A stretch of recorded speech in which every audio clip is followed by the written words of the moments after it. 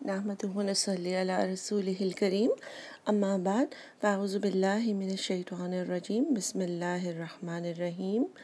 رب اشرح لي صدری ویسر لي امری واحلل عقدۃ من لسانی یفقهوا قولی ربنا زدنا علما اللهم فقهنا في الدين اللهم انی اسألک علما نافعا وعملا متقبلا ورزقا طیبا اللهم انفعنا بما علمتنا وعلمنا ما ينفعنا وزدنا علما۔ آیت نمبر 215 سے شروع کریں گے۔ یسألونک ماذا ينفقون، یا سے شروع ہے، یعنی وہ یسألونک کا روٹ ہے سأل، سین حمزہ لام، یعنی وہ سوال کرتے ہیں، ک کے اوپر اینڈ ہے، وہ سوال کرتے ہیں آپ سے، ما کیا، ذا کچھ، ینفقون نفقہ سے ہے، نون فا خوف۔ نفق کا میننگ ہوتا ہے سوراخ یا ہول، یعنی خرچ کرنا، یعنی جیسے ہی کوئی چیز ہاتھ میں آئے اور اس کو نکال دینا۔ منافق کا روٹ بھی نفق ہے، یعنی جس کے دل میں کوئی بات نہ رہتی ہو، بات سنتے ہی نکال دیں۔ یہاں پہ آیت میں ہے یسألونک ماذا ینفقون، یہ صحابہ کرام جو ہے وہ نبی صلی اللہ علیہ وآلہ وسلم سے سوال پوچھتے ہیں کہ ہم کیا خرچ کریں، یعنی اور کہاں خرچ کریں۔ بیسکلی ان کو زکوٰۃ کے مسائل تو بتا دیتے، لیکن اب یہ ہے کہ نیکیوں میں آگے بڑھنے کی جو ان کو شوق تھا، تو وہ نبی صلی اللہ علیہ وسلم کی سیرت سے آپ کو اندازہ ہوگا کہ جو صحابہ کا سننے کا سٹائل تھا وہ عام طور پہ یہ تھا کہ وہ انٹرپٹ نہیں کرتے تھے نبی صلی اللہ علیہ وآلہ وسلم کو، اور بہت زیادہ سوال نہیں کرتے تھے۔ قرآن میں تقریباً 13 یا 17 مرتبہ ایسی جگہ آئی ہے جہاں پہ صحابہ کرام کے سوالات کا اللہ تعالیٰ نے نبی صلی اللہ علیہ وآلہ وسلم کو جواب سکھایا، اور اس سے اندازہ ہوتا ہے کہ ان کے سوال عمل سے ریلیٹڈ ہوتے تھے۔ اس طرح نہیں ہوتے تھے کہ جس طرح وہ بیچ میں سے ہاتھ اٹھا کے بار بار انٹرپٹ کر رہے ہوں۔ ان کا طریقہ یہ تھا کہ پہلے وہ جہاں تک پاسبل ہو خاموشی سے سنتے تھے نبی صلی اللہ علیہ وآلہ وسلم کا جو بھی وہ سکھا رہے ہوتے تھے، اور ان کے مجلس میں کوائٹلی بیٹھتے تھے، اور اس کے بعد آپس میں مذاکرہ کرتے تھے تاکہ جس کا بھی جو چیز جس کو سمجھ نہ آئی وہ ایک دوسرے سے بھی سمجھ لیں، اور پھر وہ سوچ سمجھ کے سوالات کرتے تھے۔ اور یعنی کہ ان کے سوالات اللہ تعالیٰ نے قرآن میں بھی ڈالے ہیں تاکہ ہمیں بھی عمل میں آسانی ہو۔ اور اس سے ہمارے لیے جو لرننگ کی چیز ہے وہ یہ کہ ہمارے اندر کچھ اس طرح سے ہے عادت کہ ہم جو بھی دین والا ملتا ہے، یعنی کہ وہ ضروری نہیں ہے کہ مفتی ہو جس کو فتویٰ دینا آتا ہو، یا کچھ بھی ٹاپکس جو ہمارے ٹپیکل چند کویشچنز ہیں جو ہم ہر ایک کو پوچھتے رہتے ہیں، قرآن خوانی سے ریلیٹڈ، انٹرسٹ سے ریلیٹڈ، کور کرنے سے ریلیٹڈ، اور غیر محرم سے ریلیٹڈ، بہت ساری چیزیں ہیں، طلاق سے ریلیٹڈ، جس کا اس وقت اس طریقے سے سچویشن نہیں بھی آتی ہمارے عمل کے لیے ریگولر ڈے ٹو ڈے، لیکن ہم اگر پوچھ لیتے ہیں اگر ایسا ہو جائے تو کیا ہوتا ہے۔ اب اگر والی تو بہت ساری سچویشنز ہو سکتی ہیں، تو اس طرح دین پڑھانے والے کا بھی ٹائم ویسٹ ہوتا ہے، اور جو باقی سیریس اسٹوڈنٹس ہوتے ہیں ان کا بھی ٹائم ویسٹ ہوتا ہے۔ اور ویسے بھی آپ دیکھیں کہ نارمل سکولز میں ہم پرائمری کے ٹیچر کو یونیورسٹی لیول کے کویشچنز یا تو پوچھیں گے نہیں، یا پھر ہم ایکسپیکٹ نہیں کریں گے نا، کیونکہ ہم بہت ڈیٹیلڈ چیز جو ہے وہ بہت اسپیشلسٹ لوگوں سے پوچھیں گے۔ لیکن دین کے ساتھ ہم تھوڑا سا نان سیریس لے لیتے ہیں کہ ہر بندہ جو بھی اگر کوئی کورس کر کے اور آگے اپنے علم کو کنوے کر رہا ہے، یعنی کہ ایک معنی قرآن کا سیکھ کر اس کو کنوے کر رہا ہے لوگوں کی انڈرسٹینڈنگ کے لیے، تو اس سے بھی ڈیٹیل کویشچنز پوچھیں، یا ایسے کویشچنز جس کے اوپر بڑے بڑے اسکالرز میں بھی مطلب ڈفرینٹ اوپینینز ہیں، تو وہ چیز یہ کہ ہماری اپنی انڈرسٹینڈنگ ہونی چاہیے کہ جو چیز کے بارے میں اگر فار ایگزامپل ہمیں کور کرنے کے بارے میں سوچنا ہے، پردے کے بارے میں، تو انسان اپنا ہوم ورک کرے، اور اس کے بعد اللہ سے دعا بھی ساتھ ساتھ ہم سب کو کرنے کی ضرورت ہے کہ اللہ تعالیٰ ہمارا دل بھی مائل کر دے، اور پھر بہت ہی کوئی امام یا کوئی اسپیشلسٹ ہوں ان سے کویشچنز پوچھیں۔ جیسے وراثت میں کافی لوگوں کو مسئلے ہوتے ہیں، وہ پوچھ سکتے ہیں کویشچنز، لیکن پری ایمپٹیولی بغیر اس سچویشن میں آئے ہوئے آپ جب کویشچنز پوچھتے ہیں تو اس کا کوئی مقصد نہیں ہوتا نا۔ تو بہرحال آیت ہے یسألونک ماذا ينفقون، وہ سوال کرتے ہیں کیا کچھ ہم خرچ کریں. قل ما انفقتم، کہہ دیجئے ما جو انفقتم نفقہ سے ہے جو تم خرچ کرتے ہو، من خیرن خیر میں سے. یہاں پہ مال کو خیر بھی کہا گیا، اس سے اندازہ ہوتا ہے کہ مال حاصل کرنا کوئی بری بات نہیں ہے، مال کی چاہت کوئی بری بات نہیں ہے میں سے. اور دوسری بات یہ بھی سمجھ آتی ہے کہ ہم صدقے میں عام طور پہ بہت بری چیزیں، پھٹے ہوئے کپڑے یا گندا مال یا خراب ہونے والی چیزیں لوگوں کو دے رہے ہوتے ہیں. تو اس سے ایک رائے یہ بھی پتہ چلتی ہے تفسیر کی کہ اچھی چیزوں میں سے جو بھی تم خرچ کرتے ہو، فَلِلْوَالِدَيْنِ، پہلی چیز یہ ہے کہ والدین پر خرچ کرو. اور جیسے کہ میں نے آپ کو بتایا کہ یہ زکوٰۃ کے حکم نہیں ہے کیونکہ والدین کے اوپر زکوٰۃ نہیں دی جا سکتی ہے. اور ایون کہ یہ نفلی صدقہ ہے، لیکن سب سے پہلے والدین کا لکھا ہے یہاں پہ، بیوی بچوں کا نہیں لکھا کیونکہ بیوی بچوں کا خرچ جو ہے وہ فرض کی لیول پہ ہے. یعنی انسان کی جو سیلری ہو اس میں سے سب سے زیادہ امپورٹنٹ یہ ہے کہ وہ اپنے بیوی بچوں کو کھانا کھلائے. اور جو والدین ہیں وہ بھی فرض کی لیول پہ آ جاتے ہیں اگر ان کو ضرورت ہو. اگر وہ غریب ہوں اور وہ اپنا نہیں خرچ پورا کر سکتے تو پھر وہ فرضیت کی ہی لیول پر ہیں. لیکن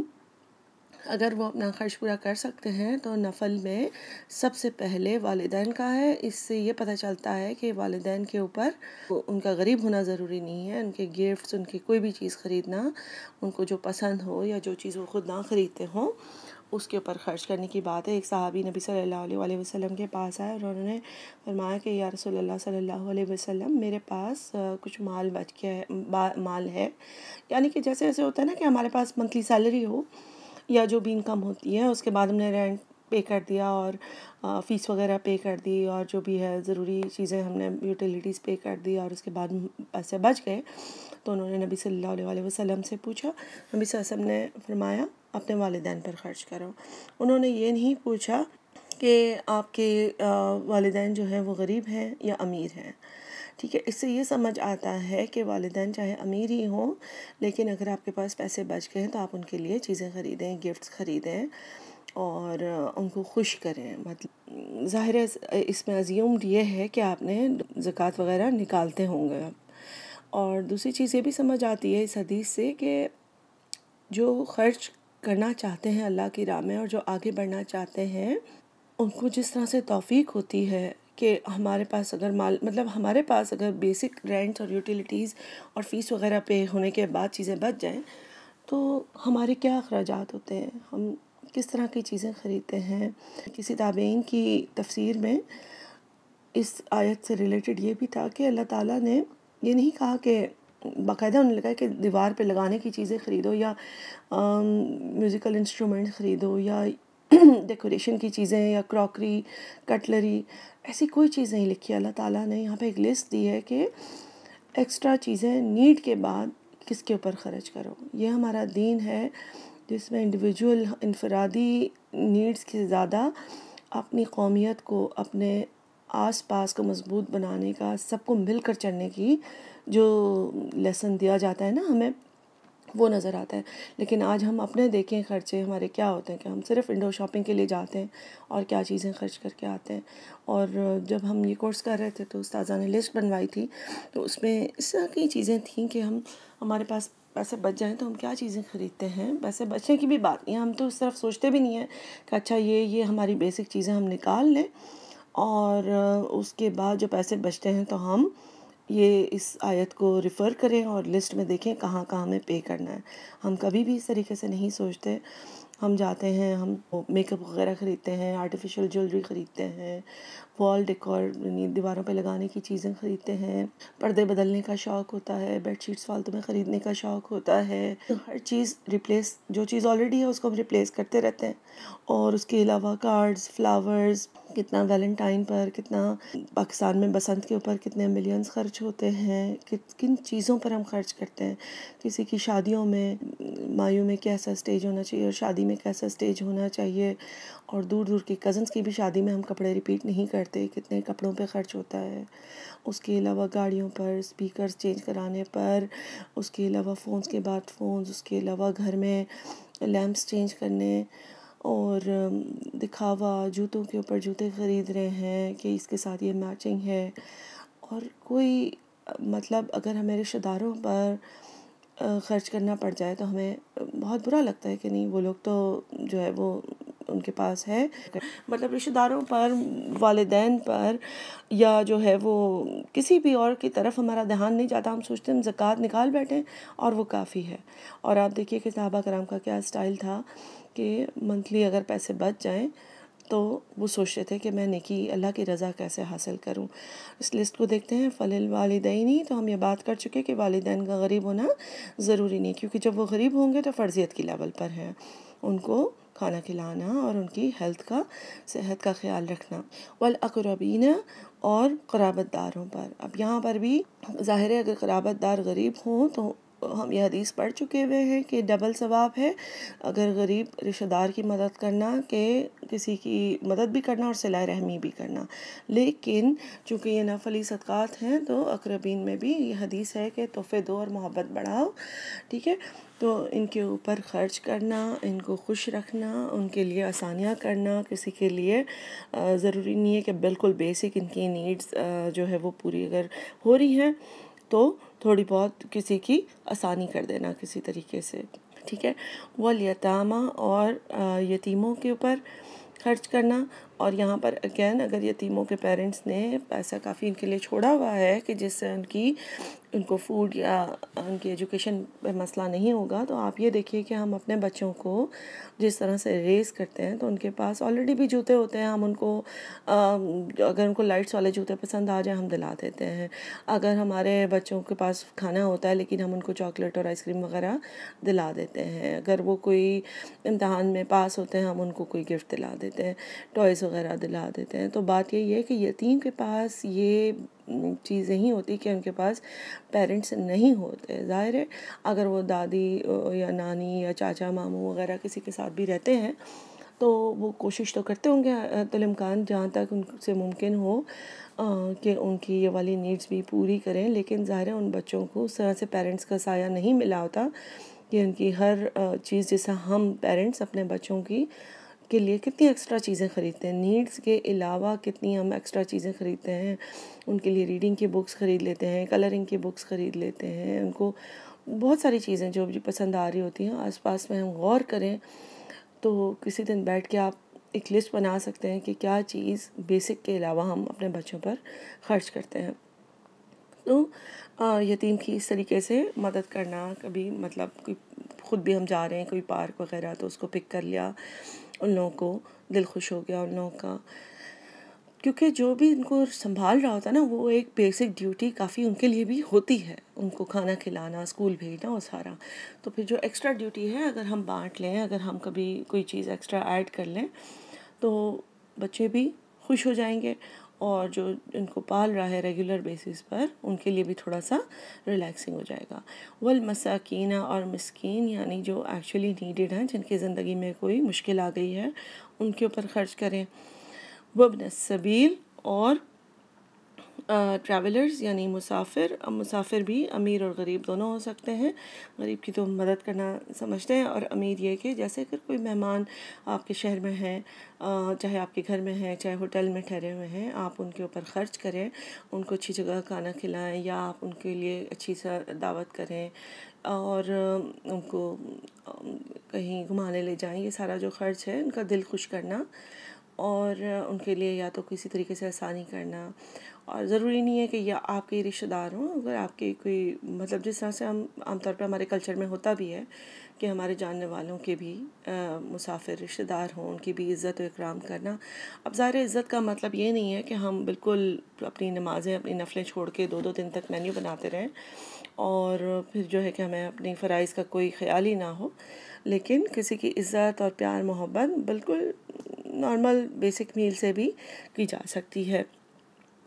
پھر آگے اللہ تعالیٰ فرماتے ہیں خرچ کے علاوہ بھی، کیونکہ ہر ایک کے پاس پیسے نہیں بھی ہوتے، تو اللہ تعالیٰ فرماتے ہیں وما تفعلوا، اور جو کچھ تم فعل کرتے ہو، تفعلوا تم، فعل فاعل لام کام کرتے ہو، من خیرن خیر میں سے، اچھائی میں سے، فإن اللہ تو بے شک اللہ تعالیٰ بہ علیم ساتھ اس کے علم رکھنے والا ہے۔ تو یہاں پہ بات ہو رہی ہے کہ اللہ تعالیٰ جو ہے وہ صرف یہ نہیں کہتے کہ نیک کاموں میں خرچ کرنے سے ہی ہوگا، بلکہ اللہ تعالیٰ فرماتے ہیں کہ ہر وہ نیک کام جو تم کرتے ہو اللہ تعالیٰ اس کے بارے میں علم رکھتا ہے۔ اس میں یہ ہے کہ انسان جو رشتے ٹوٹے ہوئے ہیں ان کو بنا لے، جن کو معاف کر سکتا ہے ان کو معاف کر دے، گوسپ کم کرے، لوگوں کے بارے میں غیبتیں کم کرے، آپس میں ایک دوسرے کو فون کر کے ایک دوسرے کے بارے میں نہ بتائیں،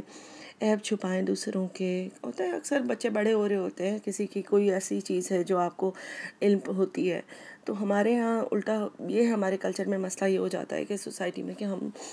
عیب چھپانے کے بجائے باقاعدہ فون اٹھا کے دوسرے کو بتاتے ہیں کہ آپ کو پتہ یہ ہوا اور یہ میں نے دیکھا اور یہ میں نے سنا، اور بالکل ہی یہ الٹی چیز ہے کہ جو ہمیں کرنا چاہیے کہ کسی کے بچوں کے بارے میں کوئی چیز آپ کو پتہ چلتی ہے، یا کسی کے اور رشتوں کے بارے میں، کسی کی طلاق کے بارے میں، کسی کی لڑائی کے بارے میں، کسی کے ازدواجی پرابلمس کے بارے میں، الٹا ہم اس کے بارے میں ڈسکس کرتے ہیں، ان کے اوپر تجزیے کرتے ہیں۔ یہ ساری چیزیں ہمارے دین نے ممانعت کی ہے۔ تو اللہ تعالیٰ، ہم لوگ اکثر نیکی کو اس طرح سمجھتے ہیں کہ بس یعنی کہ جو ہے وہ کہیں سفر پہ ہم جا رہے ہوں تو ہم صدقہ دے دیں، اور کہیں یہ چیز بہت ہی ہماری جو ہے نا ٹپیکل چیزیں ہیں کہ ہم یہ چیز کر لیں تو یہ صدقہ ہے۔ اس کے علاوہ ہمارے ذہن میں کوئی یہ چیز نہیں آتی کہ ہم آرگیومنٹ کو روک سکتے ہیں، ہم اپنی عادتوں میں برائیاں ہیں، اخلاق میں جو خرابیاں ہیں ان کے اوپر بیٹھ کے ورک کریں، ان کو لکھیں کہ میرے اندر کیا پرابلمس ہیں، مجھے غصہ آتا ہے، یا مجھے جھوٹ بولنے کی عادت ہے، یا مجھے گاسپ کرنے کی عادت ہے، دوسروں کے بارے میں بات چیت کرنے کی عادت ہے، یا مجھے دروازے پر بیٹھ کر دیکھنے کی عادت ہے کہ محلے میں کون کس کے گھر پہ آیا، کس پہ نیبرس کے گھر میں کون آیا کون گیا، لوگوں کو گھور کر دیکھنے کی عادت ہے، اسٹیئر کرنے کی عادت ہے چلتے پھرتے کہ کس نے کیا پہنا ہے۔ اور اس کے علاوہ اگر اس طرح کی عادت ہے کہ آرگیومنٹ کرنے کی عادت ہے لڑائی میں، یا لوگوں کو معاف کرنے میں مجھے دقت ہوتی ہے، یا مجھے اس طرح سے پریشانی ہوتی ہے، یعنی کہ اس کی بہت ساری چیزیں ہیں جو ہم لوگ کرتے ہیں اور ہم لوگ کا ہمیں اندازہ نہیں ہوتا کہ وہ گناہ کے زمرے میں آتی ہے۔ تو ہمیں کوشش کرنی چاہیے کہ اللہ تعالیٰ سے ہم دعا بھی مانگتے رہیں اور ان چیزوں کے اوپر ہم ورک کرتے رہیں۔ اللہ تعالیٰ ہمیں ہماری محنت کے اوپر ہی بہت زیادہ اجر دیں گے انشاءاللہ۔ اگلی آیت ہے 219 میں کتبہ علیکم۔ اچھا، یہ جو اگلی آیت ہے نا، پچھلی آیت تو نفلی صدقات پہ تھی، اور نفلی صدقات میں ایک اور چیز یہ بھی ایڈ کر دوں کہ اکثر ہم بہت زیادہ پریشان ہو رہے ہوتے ہیں کہ ہم اتنے ایجوکیٹڈ ہیں اور ہماری زندگی میں ہم جو ہے ہم لائف اپنی ویسٹ کر رہے ہیں، کھانے بنا رہے ہیں بس لوگوں کے لیے۔ تو ایک عبداللہ بن مسعود کی جو وائف تھیں، وہ ایک زمانے میں عبداللہ بن مسعود رضی اللہ تعالیٰ عنہ کے پاس کوئی جاب نہیں تھی، اور ان کی بیوی جو ہے وہ جو بھی کماتی تھیں اسٹیچنگ کر کے یا جو بھی،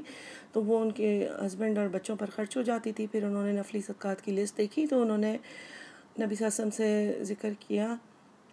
اپنا نام لیے بغیر، وہ چاہتی تھیں کہ ان کا نام نہ لیا جائے۔ انہوں نے سوال پوچھا کہ میں جو کماتی ہوں وہ گھر والوں پر ہی خرچ ہو جاتا ہے، تو میں تو یہ چیزیں نہیں کر پاتی ہوں۔ تو نبی صلی اللہ علیہ وسلم نے فرمایا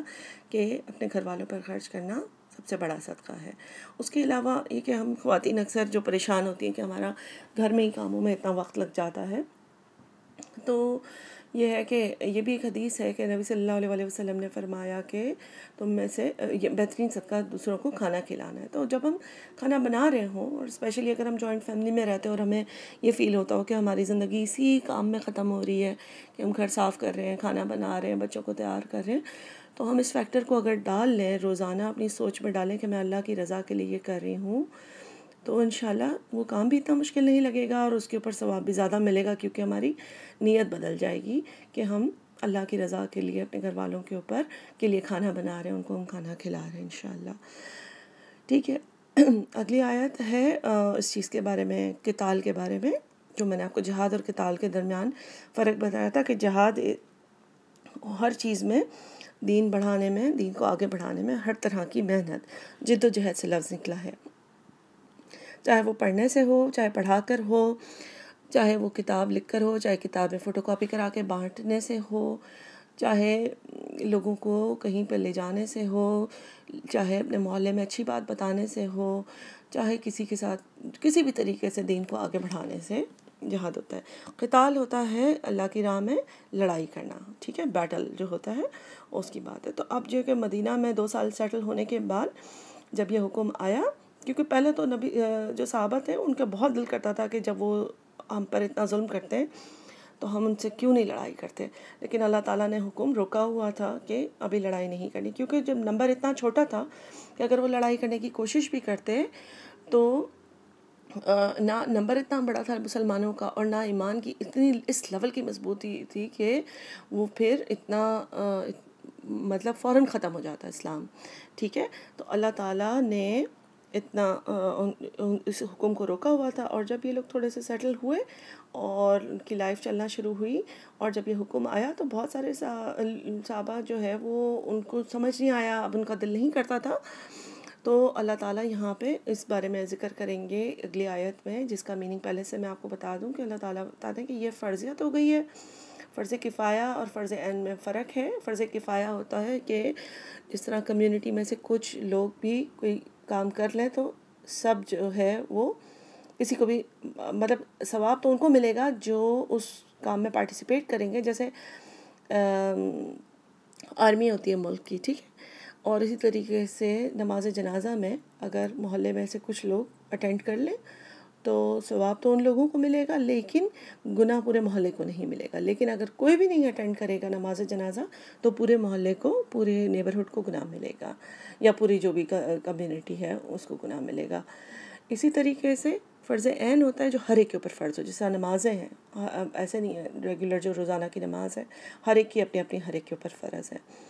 تو جو جنگ تھی وہ نبی صلی اللہ علیہ وسلم کے زمانے میں کائنڈ آف فرض عین کی طرح تھی، مطلب عورتوں اور بچوں پر نہیں تھا، لیکن ہر اس بندے پر تھی جو فزیکلی اور فائنینشلی افورڈ کر سکتا ہو۔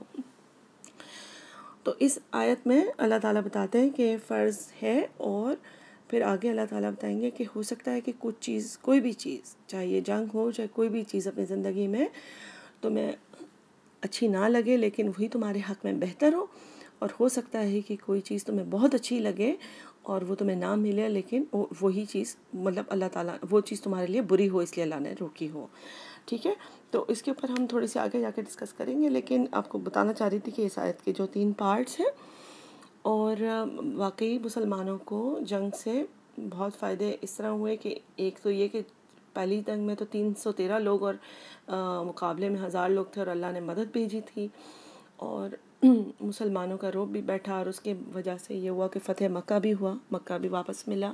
آگے جا کے۔ اور یہ ہے کہ جب مسلمانوں کی اسٹرینتھ بڑھی، ان کا اپنا کانفیڈنس بھی بڑھا، تو اسلام کو اور شہروں میں، ملکوں میں بھی بڑھانے کی طاقت بڑھی، اس طرح سے اسلام کافی آگے بڑھا۔ اب اس آیت کی عربک دیکھ لیتے ہیں۔ کتیبہ لکھ دیا گیا علیکم تم پر، القتال قتال، ٹھیک ہے، قتل یعنی کہ بیٹل، جنگ، وہوا اور وہ، کرہن جیسے کراہت کا ورڈ اردو میں اسی سے ہے، کافرہ، اور وہ بری لگتی ہے، لکم تم کو، ٹھیک ہے۔ اب اللہ تعالیٰ اس میں آگے فرمائیں گے وعسا، اور ہو سکتا ہے، ان کہ تکرہو، کہ تم کو بری لگے، کرہ سے ہی ہے ورڈ، تکرہو میں آپ دیکھیے گا کافرہ،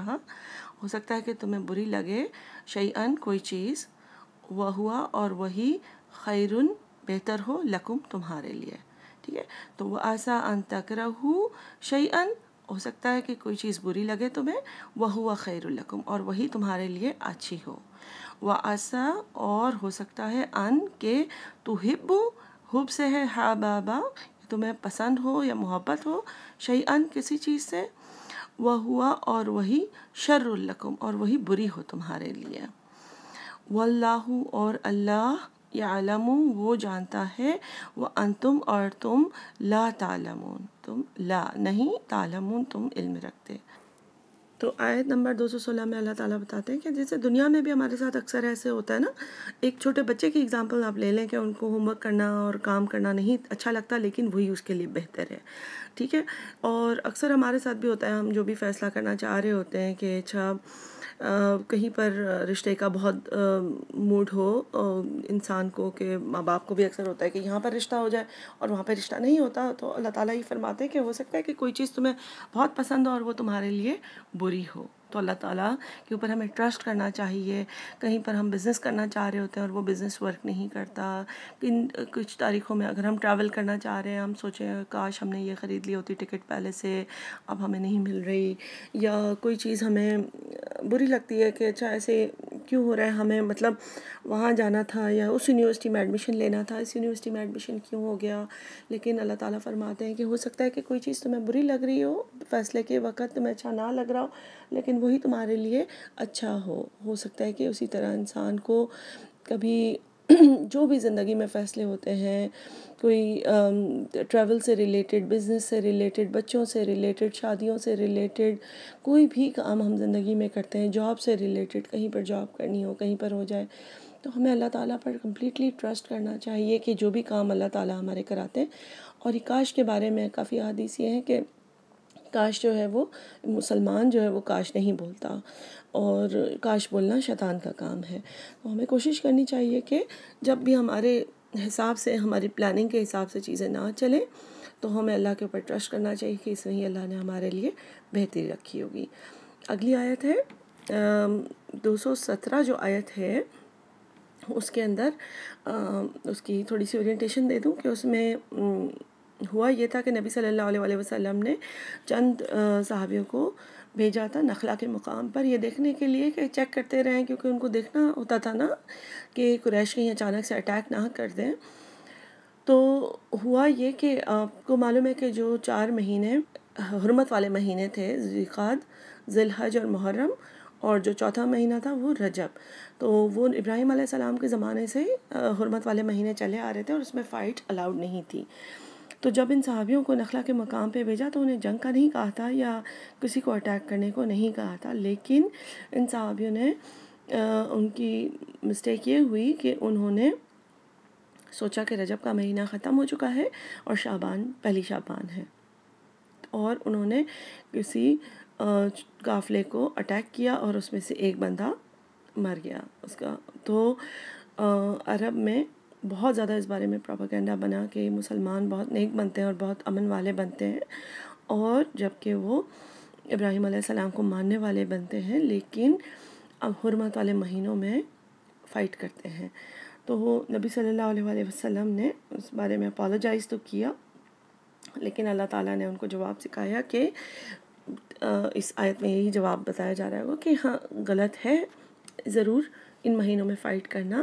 اور یہ کہ چونکہ یہ مسٹیک سے ہوا تھا تو پھر بھی اللہ تعالیٰ معاف کرنے والا ہے، کیونکہ جو صحابہ یہ کام کر چکے تھے ان کی بہت زیادہ حالت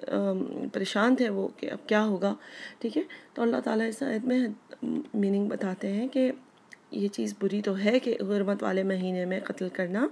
لیکن جو تم کر رہے ہو، یعنی قریش نے جو کچھ کیا، یعنی کہ مکہ سے لوگوں کو نکال دیا، لوگوں کو گھروں سے نکالنا، لوگوں کو دین کی آزادی نہ دینا، لوگوں کو مارنا پیٹنا مسلمان ہونے کے اوپر، یہ اس سے بھی زیادہ برا ہے کہ کوئی مسٹیک سے حرمت والے مہینے میں قتل کر دے. اس کے مقابلے میں کہا ہے اللہ تعالیٰ نے وہ ورڈ، فتنے کا ورڈ یہاں پر یوز ہوگا، جیسے پچھلے بھی آیات میں نے آپ کو بتایا فتنے کا میننگ پرسیکیوشن ہے، یعنی کہ جو ظلم دین کی راہ میں آنے کے اوپر جو مار پیٹ ہوئی تھی اس کو یہاں پر فتنے کا لفظ کہا گیا ہے. ٹھیک ہے، اب میں آیت پڑھتی ہوں اور ساتھ ساتھ آپ کو اس کا میننگ بتاتی جاؤں گی. آیت نمبر 217 ہے، یسألونک، وہ سوال کرتے ہیں آپ سے، دوبارہ کیونکہ صحابہ کرام پریشان تھے تو وہ سوال کرتے ہیں آپ سے، عن الشہر الحرامی، کس بارے میں؟ شہر، مہینے حرام، حرمت والے، کہ کیا سوال کرتے ہیں حرمت والے مہینوں کے بارے میں؟ قتال فی، اس میں قتال کیسا ہے، کہ اب کیا ہوگا، یعنی قتال تو ہو گیا تھا تو اب قتال ہو گیا تو فی ہی اس میں کیسا ہے. کل، کہہ دیجئے، اللہ تعالیٰ ان کو جواب بتا رہے ہیں، یعنی کہ ان کی تسلی کے لیے. ظاہر نبی صلی اللہ علیہ وسلم نے ان سے تو نان مسلم سے تو بات کر لی، تو اب صحابہ کرام کو بتا رہے ہیں کل کہہ دیجئے قتال فیہ، اس کے اندر قتال کرنا، لڑائی کرنا، کبیر کافی بڑا ہے، کافی بڑا گناہ ہے. وہ صد اور روکنا، صد صاد دال دال، کس چیز سے روکنا؟ عن سبیل اللہ، اللہ کے راستے سے. ٹھیک ہے، 4 چیزوں کا ذکر ہوگا. نمبر 1 اللہ کے راستے سے روکنا، اور کفر بھی، اور اللہ کے راستے میں کفر کرنا. ٹھیک ہے. نمبر 2 یعنی اللہ تعالیٰ یہ 4 چیزیں بتائیں گے، پھر کہیں گے وہ اس سے بھی بڑا ہے کہ ماہ حرمت والے مہینے میں لڑنے سے. تو نمبر 1 اللہ کے راستے سے روکنا، وہ کفرم بھی، اور نمبر 2 اس میں کفر کرنا. نمبر 3 والمسجد الحرامی، اور مسجد الحرام سے روکنا. یہاں کیا میننگ ہے؟ جب نبی صلی اللہ علیہ وآلہ وسلم اور ان کے ساتھی عمرے کے لیے گئے تھے تو کافروں نے، قریش نے ان کو مکہ میں داخل ہونے سے روک دیا تھا. ٹھیک ہے. تو یہاں پر اسی چیز کا ذکر ہے کہ اللہ کی مسجد سے روکنا، مسجد کے پاس جانے سے روکنا. ٹھیک ہے. نمبر 3 اور نمبر 4 کیا ہے؟ وہ اخراج اہلہ منہ، اور اخراج کرنا، ایگزٹ، خرج سے ہے خراجیم، نکالنا، اہلہ رہنے والوں کو، منہ اس میں سے، یعنی شہر میں جو رہنے والے ہیں ان کو باہر نکال دینا. یہ 4 چیزیں ہیں، اللہ کے راستے سے روکنا، اللہ کے راستے میں کفر کرنا، مسجد جانے سے روکنا، اور شہر میں رہنے والوں کو نکال دینا. اکبرو عند اللہ، کبیر وہاں پہ ورڈ یوز ہوا تھا، یہاں پہ اکبرو، روٹ دونوں کی سیم ہے لیکن اکبرو سپرلیٹیو ڈگری ہے، یعنی سب سے زیادہ بڑا ہے عند اللہ، اللہ کے پاس. والفتنۃ، اب ان سب چیزوں کو نام دیا فتنہ. والفتنۃ اکبر من القتل، فتنہ جو ہے بڑا ہے قتل سے. قتل تو تم نے کر دیا لیکن فتنہ قتل سے بھی بڑا ہے. ولا، اب آگے ٹاپک یہ شروع ہو رہا ہے اسی آیت میں کہ نان مسلمز رکیں گے نہیں، تمہیں تنگ کرتے رہیں گے جب تک تم دین سے بدل نہ جاؤ. اب یہاں پہ مرتد ہونے کے بارے میں بات ہوگی. مرتد ہوتا ہے اپاسٹسی، یعنی دین سے پھر جانا، مطلب دین اسلام سے پھر جانا. اور 3rd پارٹ میں یہ بات ہوگی کہ اگر کوئی دین اسلام سے مرتد ہو جاتا ہے تو اس کا دنیا اور آخرت دونوں میں کیا پنشمنٹ ہے. ٹھیک ہے. تو اسی ادھر سے کنٹینیو کرتے ہیں. وَلَا یزالون کا روٹ زائی واو لام زول ہے، یعنی زوال کا لفظ بھی اسی سے نا، زوال آ جاتا ہے کسی چیز کو. تو اللہ تعالیٰ کہہ رہے ہیں کہ نہیں آئے گا زوال ان کو، یعنی نہیں رکیں گے وہ، یعنی کافر نہیں رکیں گے. یقاتلونکم، تو قتل سے تمہارے، حتیٰ یہاں تک کہ یردوکم، را دال دال، رد کر دیں، پھیر دیں، الٹا پھیر دیں. وہ یا سے شروع ہے نا، وہ پھیر دیں کم، تم کو. کس چیز سے پھیر دیں؟ عن دینکم، تمہارے دین سے، یعنی مرتد بنا کر چھوڑیں گے تمہیں. یہاں تک نہیں چھوڑیں گے جب تک تم مرتد نہ بن جاؤ. ان استطاعوا، اگر ان کے اندر استطاعت ہو. تو واو عین، استطاعت کا ورڈ ہم اردو میں بھی یوز کرتے ہیں. جب تک اگر ان کے اندر طاقت ہو تو وہ اس وقت تک تم سے تنگ کرتے رہیں گے، فتنہ کرتے رہیں گے، لڑتے رہیں گے، مارتے رہیں گے، جب تک تم کو دین سے نہ پھیر دیں. اللہ تعالیٰ ان کو بتا رہے ہیں کہ ان کا ویژن کیا ہے، ان کا گول یہ ہے کہ دین سے پھرا دیں تم کو. اب آگے والے پارٹ میں اللہ تعالیٰ بتاتے ہیں کہ اگر کوئی مرتد ہو جائے اور اسی حالت میں مر جائے تو پھر دنیا اور آخرت میں کیا اس کے پنشمنٹس ہیں. وَمَن، اور جو کوئی، یرتدد، وہ مرتد ہو جائے، منکم، تم میں سے، جو کوئی بھی مرتد ہو جائے گا، عن دین ہی، اپنے دین سے، فیمت، پس اسے موت آ جائے، میم واو تا، فیمت، پس وہ مر جائے، وہو کافر، اس حالت میں کہ وہ کافر ہے، تو کیا ہوگا؟ فَأُولَئِکَ، تو ان لوگوں کا کیا ہوگا؟ حبیطت اعمالہم، ضائع ہو جائیں گے سارے اعمال ان کے، فی الدنیا والآخرہ، دنیا اور آخرت کے سارے اعمال ضائع ہو جائیں گے. بالکل ایسے ہی ہے جیسے کوئی کافر مسلمان ہوتا ہے تو اس کے سارے برے اعمال مٹا دیے جاتے ہیں اور ایسے ہی ہو جاتا ہے جیسے نیا بچہ پیدا ہوا. لیکن اگر کوئی مسلمان کافر ہو جاتا ہے تو اس کے سارے اچھے اعمال ضائع ہو جاتے ہیں. ایسا نہیں کہ اس کے اچھے اعمال پر پریویس زمانے کے اس کو جنت میں لے کے جائیں گے، نہیں، ایسے نہیں ہوگا. اگر وہ کفر کی حالت میں مر گیا تو وہ کافر ہی کہلائے گا اور سارے اعمال اس کے زیرو ہو جائیں گے دوبارہ سے. اور دنیا میں کس طرح سے اس کے اعمال ضائع ہو گئے؟ جیسے اس کا نکاح ٹوٹ جاتا ہے اور اس کی وراثت میں اور کسی صورت میں پیرنٹس آنکھ نہیں کر سکتے، لیکن اگر کوئی مرتد ہو جائے تو وراثت میں حصہ اٹس جسٹ لائک کہ مطلب ختم ہو جاتا ہے نا، یعنی مسلمان نہیں رہتا تو وہ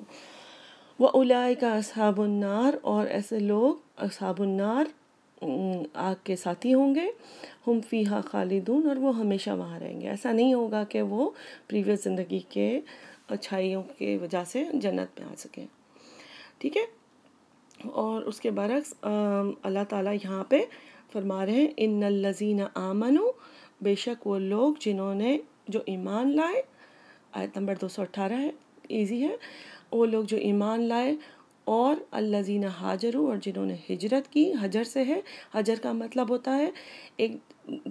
دین کی وجہ سے، دین اسلام کی وجہ سے کسی جگہ سے دوسری جگہ جانا، اور ہجرت اس کو کہتے ہیں۔ اور اس میں صرف جگہ کی بات نہیں، اگر آپ اپنی عادت سے بھی ہجرت کریں گے نا، کہ اگر جھوٹ بولنے کی عادت ہے، غیبت کی عادت ہے، غصے کی عادت ہے، اس سے جیسے میں نے ابھی بتایا تھا آپ کو، اس کو بھی ہجرت کہتے ہیں، کسی ایک سچویشن سے دوسری سچویشن میں اپنے آپ کو ڈھالنا نیکی کے لیے، ٹھیک ہے۔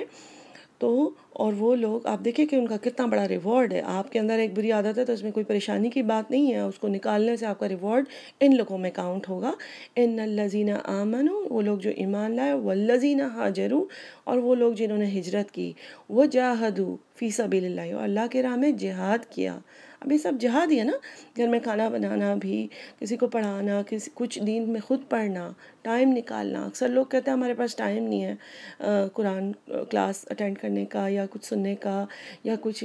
کام پڑھنے کا۔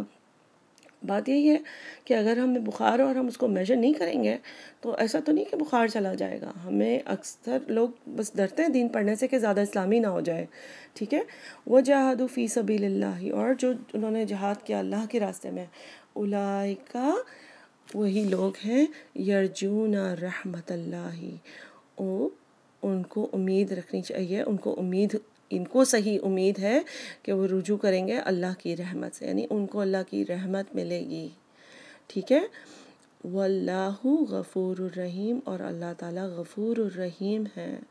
آگے پیچھے ان سے چھوٹی بہت مسٹیکس بھی ہو جائیں گی تو اللہ تعالیٰ ان کو ڈھانپ دیں گے اور بار بار ان پر رحم کریں گے، کیونکہ اللہ تعالیٰ کو پتہ ہے کہ دین کا راستہ آسان نہیں ہے، اس کے راستے میں مسٹیکس ہوں گی، پرابلمز ہوں گی، انسان سٹمبل کرے گا، کوشش کرتے کرتے انسان گرتا ہے، دوبارہ گڑبڑ کرتا ہے، پریشان ہوتا ہے کہ میں نے پھر گڑبڑ کر دیا، میں کیا کروں۔ اللہ تعالیٰ فرماتے ہیں کوئی بات نہیں، کوشش کرتے رہو، غفور الرحیم ہے اللہ تعالیٰ، ڈھانپ بھی دیں گے مسٹیکس کو، اور رحیم بھی ہے، بار بار رحم کریں گے۔ تو جہاں پہ اللہ تعالیٰ دوزخ والوں کا ذکر کرتے ہیں، ساتھ ہی اللہ تعالیٰ بیلنس کر کے ساتھ ہی بتاتے ہیں کہ جنت والے لوگ کون ہوں گے اور ان کے اوپر کس طریقے سے رحمت۔ اور بہت پیارا جو پارٹ ہے اولئک یرجون رحمت اللہ،